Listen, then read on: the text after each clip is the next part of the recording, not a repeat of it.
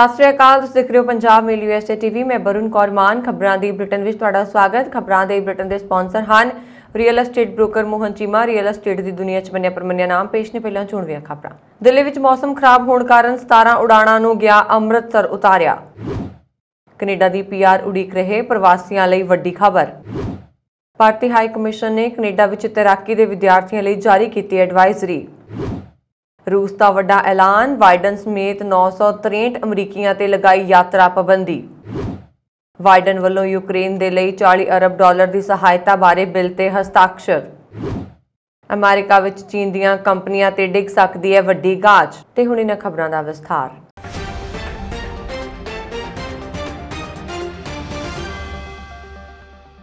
बीती रात राजधानी दिल्ली विच अचानक मौसम खराब होने कारण दिल्ली उतरन वालियां ਵੱਖ-ਵੱਖ 17 उड़ाणां दा रूट बदलदियां एमरजेंसी डाइवर्ट करके अमृतसर के गुरु रामदास जी कौमांतरी हवाई अड्डा राजा सांसी विखे उतारना पिया। दिल्ली उतरन वाले यात्रियों नूं एमरजेंसी अमृतसर पुज के सारी रात भारी मुश्किल का सामना करना पिया। कुछ समा जहाज़ विच रहण तो बाद यात्रियों वालों विरोध करन दे बाद विच यात्रियों नूं उड़ाण चों उतारिया गया। हवाई अड्डे ते कोई पुख्ता प्रबंध न होने कारण यात्रियों वालों सारी रात मजबूरन रनवे ते बैठ के समा गुजारिया गया। जद दिल्ली मौसम विच सुधार आया तो एक एक करके सारियां उड़ाणां दिल्ली लई रवाना हो गईयां। पता लगा है कि जदों रात खज्जल खुआर हो रहे यात्रियों ने अमृतसर हवाई अड्डे ते हंगामा किया तो उन्हां नूं एयरलाइनां वालों तुरंत रनवे तो बसां 'च बिठा के नेड़ले होटल लिजाया गया, जिन्हां विच कुछ विदेशी नागरिक भी मौजूद सन। परंतु होटल विच कमरिਆਂ ਦੀ घाट होने कारण वापस परतना पिया। करीब 5 घंटे बाद यात्रियों ਲਈ खाण पीण का प्रबंध किया गया। अमृतसर उतरन वालियां ਵੱਖ-ਵੱਖ उड़ाणां 'ਚ न्यूयॉर्क, थाईलैंड, एम्स्टर्डम तो कौमांतरी उड़ाणां भी सन। कनेडा विच लगभग 2 सालों तो PR की उड़ीक कर रहे प्रवासियों लिए अहम खबर सामने आ रही है, क्योंकि एक्सप्रैस एंट्री एप्लीकेशन की प्रक्रिया हुण तेज़ की जाएगी। कनेडा के इमीग्रेशन विभाग ने इसकी पुष्टि करदिआं कहा कि ज़्यादातर एप्लीकेशनां का 6 महीने विच ही हल कढ़िया जाएगा। महामारी तो पहलां कनेडा सरकार वालों एक्सप्रैस एंट्री राही आईयां इमीग्रेशन एप्लीकेशनां की प्रक्रिया 6 महीने विच ही मुकम्मल कर ली जाती सी, पर 2020 विच कोरोना फैलन कारण इन्हां अर्जियां की प्रक्रिया लेट तो लेट हुंदी चली गई। ओटावा कैनेडा विच भारतीय हाई कमिशन ने विद्यार्थियों लिए एक एडवाइजरी जारी की है, जिस विच इस साल अप्रैल च वापरियां 2 दुखदायक घटना तो बाद तैराकी विच सावधानी वरतन की अपील की गई है। यह एडवाइजरी भारतीय हाई कमिशन ने शुक्रवार नूं माइक्रो ब्लॉगिंग साइट ट्विटर ते पोस्ट की सी कि कनेडा च भारतीय विद्यार्थियों दीआं डुੱਬਣ नाल मौतां दे मामलिਆਂ च तेजी नाल वाधे नूं लैके हाई कमिशन चिंतित है। हाई कमिशन ने अपनी एडवाइजरी विच भारतीय विद्यार्थियों नूं स्थानक कानूनां की पालना करन अते झीलां जां नदियां ते जाण वेले लाइफ जैकटां वर्गियां जरूरी सावधानियां वरतण ਲਈ ਕਿਹਾ है। इस दे नाल ही विद्यार्थियों नूं तैराकी जां गोताखोरी तो बचण दी अपील की गई है। हाई कमिशन ने कहा कि जिन्हां नूं तैराकी नहीं आउंदी उन्हां नूं सिੱਖਣ ਦੇ मकसद नाल नदी जां झील विच नहीं जाना चाहिदा। यह भी कहा गया है कि कई बार विद्यार्थी शराब के नशे विच वाटर स्पोर्ट्स खेडण की कोशिश करते हैं ते लोग पानी च उतर जाते हैं, जिन्हां नूं तैराकी का बिल्कुल भी तजर्बा नहीं हुंदा, जिस दे नतीजे वजों हादसा वापर जाता है। हाई कमिशन ने कहा कि घटनावां नूं रोकण लई विद्यार्थियों की जिम्मेवारी बनती है कि वो भी अजिहियां खतरनाक गतिविधियां तो बचण। रूस ने अमरीकी राष्ट्रपति जो बाइडन ने अपने देश में दाखिले ते पाबंदी लगा दी है। रूस ने शनिवार को एक सूची जारी की जिस विच 963 अमरीकियों के नाम ने। इस सूची में विदेश मंत्री एंटनी ब्लिंकन और CIA मुखी विलियम वर्न्स के नाम भी शामिल ने। तुहानूं दस दईए कि 24 फरवरी को यूक्रेन के खिलाफ जंग के ऐलान तो बाद अमरीका और यूरोप के कई देशों ने रूस के खिलाफ आर्थिक पाबंदियों का ऐलान किया। उदों तो इन्हां देशों नाल रूस का टकराव लगातार ਵਧਦਾ जा रहा है। रूस की इस सूची में अमरीकी सैनेटर और प्रतिनिधित्व सभा के मैंबर, साबका ते मौजूदा सरकारी अधिकारी, पत्रकार, फौजी कर्मचारी, वकील, उतों के नागरिक और कई कंपनियों के CEO भी शामिल ने। CNN मुताबक रूस ने इस सूची में कुछ अजिहे लोगों के नाम शामिल किए हैं जो पहला ही मर चुके हैं। इस सूची में अमेरिका के जॉइंट चीफ ऑफ स्टाफ के चेयरमैन मार्क मिली, राष्ट्रीय सुरक्षा सलाहकार जेक सुलिवन, केंद्रीय खुफिया एजेंसी के डायरैक्टर विलियम वर्न्स और व्हाइट हाउस की प्रेस सकत्तर जेन साकी के भी नाम शामिल ने। समाचार एजेंसी रॉयटर्स मुताबक कनेडा नूं लैके भी नवी सूची जारी की गई है। रूसी विदेश मंत्रालय ने ऐलान किया है कि नवी सूची में 26 होर कनेडियन लोगों के नाम शामिल किए गए हैं। ਅਮਰੀਕਾ ਦੇ ਰਾਸ਼ਟਰਪਤੀ ਜੋ ਬਾਈਡਨ ਤੋਂ ਇਨੀ ਦਿਨੀ ਏਸ਼ੀਆਈ ਦੌਰੇ ਤੇ ਨੇ ਤੇ ਯੂਕਰੇਨ ਨੂੰ 40 ਅਰਬ ਡਾਲਰ ਦੀ ਅਮਰੀਕੀ ਸਹਾਇਤਾ ਪ੍ਰਦਾਨ ਕਰਨ ਲਈ ਕਾਨੂੰਨ ਤੇ ਦਸਤਖਤ ਕੀਤੇ। ਬਾਈਡਨ 24 ਮਈ ਨੂੰ ਜਾਪਾਨ 'ਚ ਹੋ ਰਹੇ ਕੁਆਡ ਸੰਮੇਲਨ 2022 ਵਿੱਚ ਸ਼ਿਰਕਤ ਕਰਨਗੇ। ਉਹਨਾਂ ਨੇ ਸ਼ੁੱਕਰਵਾਰ ਨੂੰ ਸਿਓਲ 'ਚ ਆਪਣੇ ਦੱਖਣੀ ਕੋਰੀਆਈ ਹਮਰੁਤਬਾ ਜੌਨ ਸੂਕ ਯੂਲ ਨਾਲ ਮੁਲਾਕਾਤ ਕੀਤੀ। ਇਸ ਕਾਨੂੰਨ ਨੂੰ ਅਮਰੀਕੀ ਕਾਂਗਰਸ ਨੇ ਦੋ ਪੱਖੀ ਸਮਰਥਨ ਨਾਲ ਪਾਸ ਕੀਤਾ। ਇਸ ਸਹਾਇਤਾ ਯੁੱਧ ਦੇ ਸੰਬੰਧ ਵਿੱਚ ਯੂਕਰੇਨ ਪ੍ਰਤੀ ਅਮਰੀਕਾ ਦੀ ਵਚਨਬੱਧਤਾ ਨੂੰ ਦਰਸਾਉਂਦੀ ਹੈ। ਵਿੱਤੀ ਸਹਾਇਤਾ ਦਾ ਉਦੇਸ਼ ਯੁੱਧ ਨਾਲ ਨਜਿੱਠਣ ਲਈ ਯੂਕਰੇਨ ਦਾ ਸਮਰਥਨ ਕਰਨਾ ਹੈ। ਅਮਰੀਕਾ ਨੇ ਪਹਿਲਾਂ ਯੂਕਰੇਨ ਨੂੰ 13.6 ਅਰਬ ਡਾਲਰ ਦਿੱਤੇ ਸਨ। ਨਵਾਂ ਕਾਨੂੰਨ ਰੂਸ ਦੀ ਤਰੱਕੀ ਨੂੰ ਰੋਕਣ ਲਈ ਵਰਤੇ ਜਾਣ ਵਾਲੇ ਉન્નਤ ਹਥਿਆਰਾਂ ਲਈ 20 ਅਰਬ ਡਾਲਰ ਦੀ ਫੌਜੀ ਸਹਾਇਤਾ ਪ੍ਰਦਾਨ ਕਰੇਗਾ। ਵਾਈਟ ਹਾਊਸ ਦੇ ਅਧਿਕਾਰੀ ਮੁਤਾਬਕ ਬਾਈਡਨ ਏਸ਼ੀਆ ਦੀ ਯਾਤਰਾ ਤੇ ਨੇ। ਇੱਕ ਅਮਰੀਕੀ ਅਧਿਕਾਰੀ ਵਪਾਰਕ ਉਡਾਣਾਂ ਤੋਂ ਬਿੱਲ ਦੀ ਇੱਕ ਕਾਪੀ ਲਿਆਇਆ ਤਾਂ ਜੋ ਰਾਸ਼ਟਰਪਤੀ ਇਸ ਤੇ ਦਸਤਖਤ ਕਰ ਸਕਣ। ਅਮਰੀਕਾ ਵਿੱਚ ਚੀਨ ਦੀਆਂ ਕੰਪਨੀਆਂ ਤੇ ਵੱਡੀ ਗਾਜ ਡਿੱਗ ਸਕਦੀ ਹੈ ਕਿਉਂਕਿ 80 ਤੋਂ ਵੱਧ ਚੀਨੀ ਕੰਪਨੀਆਂ ਤੇ ਵਪਾਰ ਬੰਦਸ਼ਾਂ ਦਾ ਖਤਰਾ ਮੰਡਰਾਉਣ ਲੱਗ ਪਿਆ ਹੈ। ਅਮਰੀਕੀ ਸ਼ੇਅਰ ਅਤੇ ਰੈਗੂਲੇਟਰੀ ਕਮਿਸ਼ਨ ਦੇ ਮੁਖੀ ਗੈਰੀ ਨੇ ਦੱਸਿਆ ਕਿ ਕਮਿਸ਼ਨ ਨੇ ਤੈਅ ਕੀਤਾ ਹੈ ਕਿ ਅਮਰੀਕਾ 'ਚ ਸੂਚੀਬੱਧ 80 ਤੋਂ ਵੱਧ ਚੀਨੀ ਕੰਪਨੀਆਂ ਤੇ ਰੋਕ ਲਾਈ ਜਾਏਗੀ ਅਤੇ ਉਹਨਾਂ ਨੂੰ ਅਮਰੀਕੀ ਸੂਚੀ ਤੋਂ ਬਾਹਰ ਦਾ ਰਾਹ ਦਿਖਾਇਆ ਜਾਏਗਾ। ਇਸ ਕਾਨੂੰਨ ਦੇ ਬਣਨ ਮਗਰੋਂ ਅਗਲੇ 3 ਸਾਲਾਂ ਵਿੱਚ ਚੀਨੀ ਕੰਪਨੀਆਂ ਨੂੰ ਅਮਰੀਕੀ ਸ਼ੇਅਰ ਬਾਜ਼ਾਰਾਂ ਤੋਂ ਹਟਾਇਆ ਜਾਏਗਾ। ਇਸ ਸੂਚੀ ਵਿੱਚ ਚੀਨ ਦੀਆਂ ਵੱਡੀਆਂ ਤੇ ਮਹਾਰਥੀ ਕੰਪਨੀਆਂ ਸ਼ਾਮਲ ਨੇ।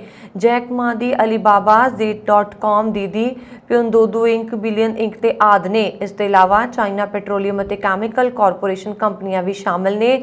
ਅਮਰੀਕਾ ਨੇ ਇਹਨਾਂ ਕੰਪਨੀਆਂ ਵਿਰੁੱਧ ਕਾਰਵਾਈ 2020 ਵਿੱਚ ਲਾਗੂ ਕੀਤੇ ਗਏ ਕਾਨੂੰਨ ਦਾ Holding Foreign Companies Accountable Act ਤਹਿਤ ਕੀਤੀ ਹੈ। ਕਿਸੇ ਵੀ ਵਿਦੇਸ਼ੀ ਕੰਪਨੀ ਤੋਂ ਅਮਰੀਕਾ ਤੋਂ ਹੋਣ ਵਾਲੇ ਖਤਰੇ ਦੇ ਮੱਦੇਨਜ਼ਰ ਇਸ ਕਾਨੂੰਨ ਨੂੰ ਤਤਕਾਲੀ ਅਮਰੀਕੀ ਰਾਸ਼ਟਰਪਤੀ ਡੋਨਾਲਡ ਟਰੰਪ ਹੋਂਦ ਵਿੱਚ ਲੈ ਕੇ ਆਏ ਸੀ। ਇਸ ਤੋਂ ਇਲਾਵਾ ਕੁੰਗ ਹੋਂਗਚਿਆਂਗ ਦੀ ਹਿਕਵਿਜ਼ਨ ਕੰਪਨੀ ਵੀ ਇਸ ਲਿਸਟ ਵਿੱਚ ਸ਼ਾਮਲ ਹੈ। ਬਾਈਡਨ ਪ੍ਰਸ਼ਾਸਨ ਨੇ ਕਿਹਾ ਕਿ ਇਹਨਾਂ ਚੀਨੀ ਕੰਪਨੀਆਂ ਤੋਂ ਅਮਰੀਕਾ ਦੀ ਰਾਸ਼ਟਰੀ ਸੁਰੱਖਿਆ ਨੂੰ ਖਤਰਾ ਹੈ, ਇਸ ਲਈ ਇਹਨਾਂ ਤੇ ਪਾਬੰਦੀ ਲਾਈ ਜਾਏਗੀ। ਉਧਰ ਲਿਊ ਦੀ ਕੰਪਨੀ ZD.com ਨੇ ਇੱਕ ਬਿਆਨ ਜਾਰੀ ਕਰਕੇ ਕਿਹਾ ਕਿ ਉਸ ਨੂੰ ਅਮਰੀਕੀ ਸ਼ੇਅਰ ਅਤੇ ਰੈਗੂਲੇਟਰੀ ਕਮਿਸ਼ਨ ਵੱਲੋਂ ਦਾ Holding Foreign Companies Accountable Act 'ਚ ਪਾਇਆ ਗਿਆ ਹੈ। ਅਮਰੀਕਾ ਦੇ ਬਾਲਟਿਮੋਰ ਦੀ ਰਹਿਣ ਵਾਲੀ 7 ਮਹੀਨੇ ਦੀ ਗਰਭਵਤੀ ਮਾਂ ਨੇ ਗੋਲੀ ਲੱਗਣ ਤੋਂ ਬਾਅਦ ਆਪਣੇ ਬੱਚੇ ਨੂੰ ਜਨਮ ਦਿੱਤਾ। ਬੱਚੇ ਨੂੰ ਜਨਮ ਦੇਣ ਤੋਂ ਬਾਅਦ ਔਰਤ ਦੀ ਮੌਤ ਹੋ ਗਈ। ਔਰਤ ਦੇ ਪੇਟ ਵਿੱਚ ਗੋਲੀ ਲੱਗੀ ਸੀ ਪਰ ਉਹ ਬੱਚੇ ਨੂੰ ਜ਼ਿੰਦਗੀ ਦੇਣ ਲਈ ਆਖਰੀ ਸਾਹ ਤੱਕ ਲੜਦੀ ਰਹੀ। ਇਸ ਹਮਲੇ ਵਿੱਚ ਬੱਚੇ ਦੀ ਮਾਂ 38 ਸਾਲਾ ਏਂਜਲ ਹੀਥਰ ਅਤੇ ਪਿਤਾ ਯਾਮੇਲ ਮੋਟੇਂਗ ਦੋਵੇਂ ਮਾਰੇ ਗਏ ਸਨ। ਏਂਜਲ ਮੋਰਗਨ ਹੀਥਰ ਅਤੇ ਯਾਮੇਲ ਮੋਟੇਂਗ ਗਰਲਫ੍ਰੈਂਡ ਅਤੇ ਬॉयਫ੍ਰੈਂਡ ਸਨ। ਦੋਵੇਂ ਆਪਣੇ ਹੋਣ ਵਾਲੇ ਬੱਚੇ ਦੀ ਬੇਸਬਰੀ ਨਾਲ ਉਡੀਕ ਕਰ ਰਹੇ ਸੀ।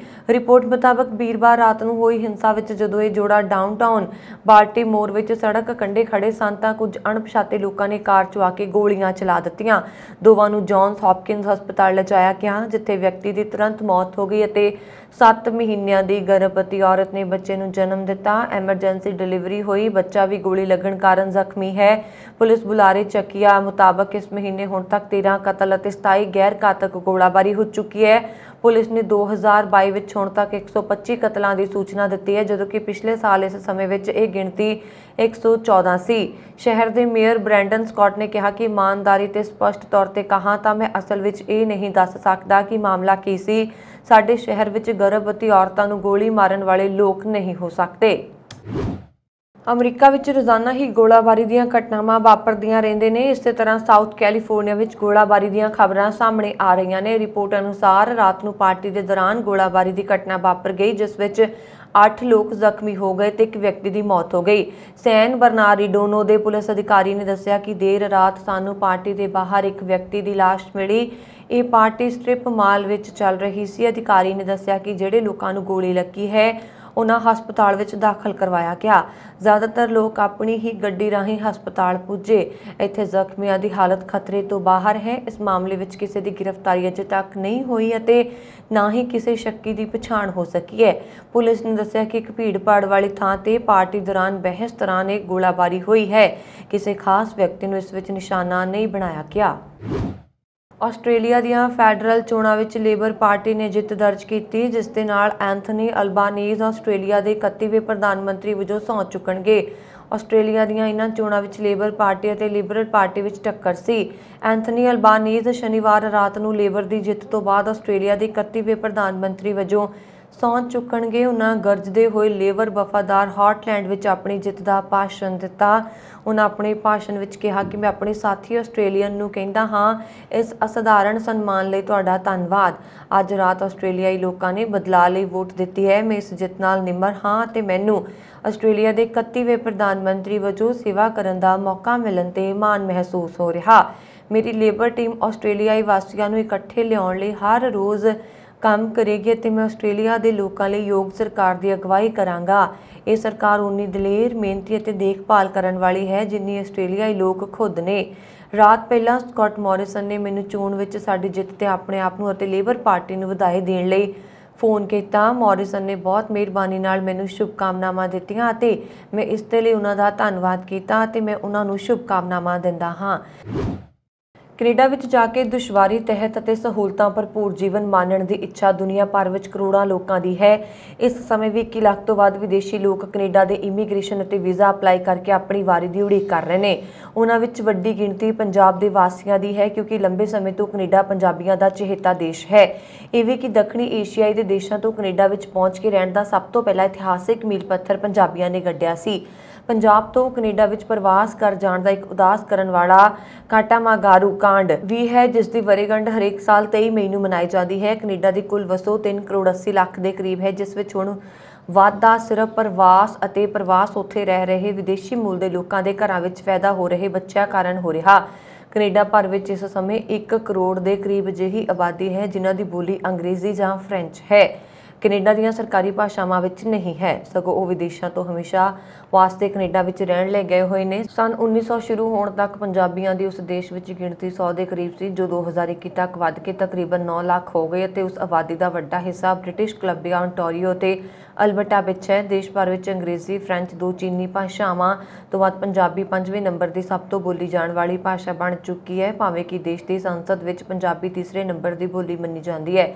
ਵੈਨਕੂਵਰ, ਸਰੀ, ਕੈਲਗਰੀ, ਐਡਮਿੰਟਨ, ਸਕਾਸਤੂਨ, ਵਿਨੀਪੈਗ ਆਦਿ ਜਗ੍ਹਾ ਤੇ ਸਾਰੀਆਂ ਦਿਸ਼ਾਵਾਂ ਵਿੱਚ ਪੰਜਾਬੀ ਵਸੋਂ ਪਸਰ ਗਈ ਹੈ। ਬੀਤੇ ਕੁਝ ਸਾਲਾਂ ਤੋਂ ਸਿੱਧੀ ਪੱਕੀ ਇਮੀਗ੍ਰੇਸ਼ਨ ਦੇਣ ਦੀ ਬਜਾਏ ਕੈਨੇਡਾ ਸਰਕਾਰ ਦੀ ਨੀਤੀ ਵਿਦੇਸ਼ਾਂ ਤੋਂ ਨੌਜਵਾਨਾਂ ਨੂੰ ਸਟੱਡੀ ਜਾਂ ਵਰਕ ਪਰਮਿਟ ਰਾਹੀਂ ਮੌਕਾ ਦੇਣ ਦੀ ਰਹੀ ਹੈ ਤਾਂ ਕਿ ਕੈਨੇਡਾ ਬਾਰੇ ਚੰਗੀ ਤਰ੍ਹਾਂ ਜਾਣ ਲੈਣ ਤੋਂ ਬਾਅਦ ਉਹਨਾਂ ਨੂੰ 3 ਸਾਲਾਂ ਬਾਅਦ ਪੱਕੇ ਹੋਣ ਦਾ ਮੌਕਾ ਮਿਲੇ। ਅਜਿਹੇ ਵਿੱਚ ਸਟੱਡੀ ਪਰਮਿਟ ਲੈਣ ਦੀ ਦੌੜ ਇੰਨੀ ਤੇਜ਼ ਹੋ ਗਈ ਹੈ ਕਿ ਪੰਜਾਬ ਦੇ ਲਗਭਗ ਹਰੇਕ ਪਿੰਡ ਦੇ ਮੁੰਡੇ ਅਤੇ ਕੁੜੀਆਂ ਪੜ੍ਹਨ ਦਾ ਵੀਜ਼ਾ ਲੈ ਕੇ ਕੈਨੇਡਾ ਜਾ ਰਹੇ ਨੇ। 2021 ਵਿੱਚ ਕੈਨੇਡਾ 'ਚ ਵਿਦੇਸ਼ਾਂ ਤੋਂ 4,50,000 ਦੇ ਕਰੀਬ ਵਿਦਿਆਰਥੀ ਗਏ ਸੀ, ਜਿਨ੍ਹਾਂ ਵਿੱਚੋਂ 21,74,100 ਤੋਂ ਵੱਧ ਭਾਰਤੀ ਸਨ। ਭਾਰਤ ਵਿੱਚ ਕੈਨੇਡਾ 'ਚ ਪ੍ਰਵਾਸ ਕਰਨ ਦਾ ਸਭ ਤੋਂ ਵੱਧ ਰੁਝਾਨ ਪੰਜਾਬ ਤੋਂ ਹੈ। ਕੈਨੇਡਾ ਸਰਕਾਰ ਨੇ ਚੀਨ ਦੀਆਂ ਕੰਪਨੀਆਂ ਹੁਆਵੇਈ ਤੇ ZTE ਤੇ ਪਾਬੰਦੀ ਲਗਾ ਦਿੱਤੀ ਹੈ ਤੇ ਇਹਨਾਂ ਕੰਪਨੀਆਂ ਵੱਲੋਂ ਬਣਾਏ ਸਾਰੇ ਉਤਪਾਦਾਂ ਨੂੰ ਰੋਕ ਦਿੱਤਾ।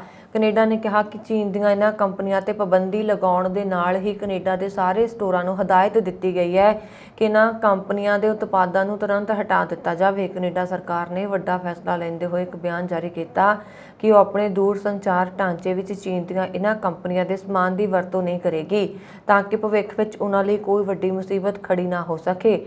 ਇਹਨਾਂ ਉਤਪਾਦਾਂ ਦੀ ਵਰਤੋਂ ਤੇ ਪਾਬੰਦੀ ਭਵਿੱਖ ਵਿੱਚ ਕਿਸੇ ਖਤਰੇ ਤੋਂ ਬਚਣ ਲਈ ਸੁਰੱਖਿਆ ਏਜੰਸੀਆਂ ਵੱਲੋਂ ਡੂੰਘੀ ਸਮੀਖਿਆ ਤੋਂ ਬਾਅਦ ਲਗਾਈ ਗਈ। ਇਹਨਾਂ ਕੰਪਨੀਆਂ ਦੇ ਸਮਾਨ ਦਾ ਕੈਨੇਡਾ 'ਚ ਵੱਡਾ ਬਾਜ਼ਾਰ ਹੈ। ਇਸ ਫੈਸਲੇ ਨਾਲ ਚੀਨ ਦੇ ਵਪਾਰ ਨੂੰ ਕਾਫੀ ਸੱਟ ਵੱਜ ਸਕਦੀ ਹੈ।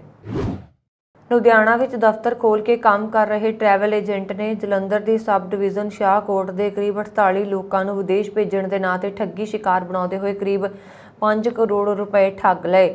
ਮੁਲਜ਼ਮ ਟਰੈਵਲ ਏਜੰਟ ਦੇ ਖਿਲਾਫ ਲੁਧਿਆਣਾ, ਸ਼ਾਹਕੋਟ ਅਤੇ ਜਲੰਧਰ ਥਾਣੇ ਵਿੱਚ ਮਾਮਲੇ ਦਰਜ ਨੇ।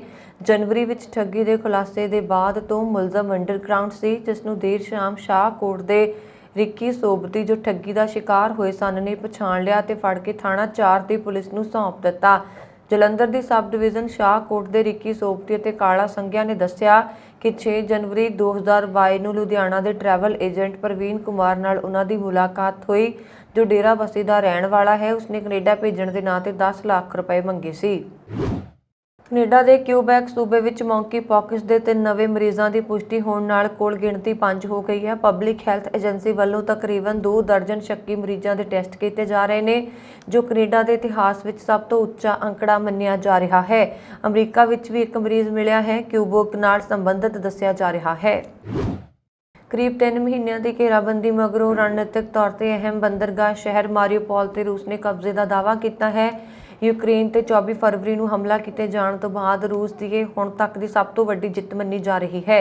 रूस ਨੇ ਮਾਰੀਉਪੋਲ ਨੂੰ ਪੂਰੀ ਤਰ੍ਹਾਂ ਨਾਲ ਤਬਾਹ ਕਰ ਦਿੱਤਾ ਅਤੇ ਮੰਨਿਆ ਜਾ ਰਿਹਾ ਕਿ ਉੱਥੇ 20,000 ਤੋਂ ਜ਼ਿਆਦਾ आम नागरिक मारे गए ने। रूसी रक्षा मंत्री सरगेई ने मारियोपोल विच यूक्रेनी फौज के आखिरी कब्जे वाले अज़ोवस्टल स्टील प्लांट को मुकम्मल तौर पर मुक्त बनाने संबंधी राष्ट्रपति व्लादिमीर पुतिन को जानकारी दी है। उंज यूक्रेन ने इसकी फौरी पुष्टि नहीं की है। रूसी सरकारी खबर एजेंसी RIA नोबोस्ती ने मंत्रालय के हवाले नाल कहा कि स्टील प्लांट विच रुके 2439 यूक्रेनी लड़ाकियां ने आत्म समर्पण कर दिता। फौजी माहरां मुताबक मारियोपोल के कब्जे नाल जंग विच रूस का हथ उपर आ गया। अप्रैल दीयां सैटेलाइट तस्वीरां च मारियोपोल के बहावर वड्डे पद्धर ते खबरां मिलियां ने। स्थानक अधिकारियों ने दोष लगाया कि रूस ने 9000 व्यक्तियों का कतलेआम करके उन्होंने दफन दिता है। उधर रूसी फौज ने लुहांस्क खिते के मुख्य शहर से हमले जारी रखे ने। यूक्रेनी अधिकारियों ने कहा कि रूस के हमले च मुख्य हाईवे और स्कूल तबाह हो गए ने। पंजाब समेत उत्तरी भारत में अगले 3 दिनों दौरान कहर की गर्मी ते झलसाउण वाली लू तो राहत मिलने की संभावना है। भारतीय मौसम विभाग अनुसार अगले 3 दिन दौरान पंजाब, चंडीगढ़, हरियाणा, दिल्ली, जम्मू कश्मीर, हिमाचल प्रदेश, पूर्वी राजस्थान, उत्तराखंड ते उत्तर प्रदेश च हल्की तो दरमियानी बारिश ते गड़े पैण की संभावना है। मौसम विभाग अनुसार उत्तर पश्चिमी भारत के ज़्यादातर हिस्सों च वध तो वध तापमान 3-4 डिग्री सैल्सीयस गिरावट की भविष्यवाणी की गई है। इस ਹੁਣ तक ਦੀਆਂ ਖਬਰਾਂ ਮੈਨੂੰ ਵਰੁਣ ਕੌਰ ਮਾਨ ਨੂੰ ਦਿਓ ਆ ਗਿਆ। ਹੋਰ ਖਬਰਾਂ ਦੇ ਲਈ ਸਾਡੇ YouTube ਚੈਨਲ ਪੰਜਾਬ ਮੇਲ USA TV ਜ਼ਰੂਰ ਸਬਸਕ੍ਰਾਈਬ ਕਰੋ। ਸਤਿ ਸ਼੍ਰੀ ਅਕਾਲ।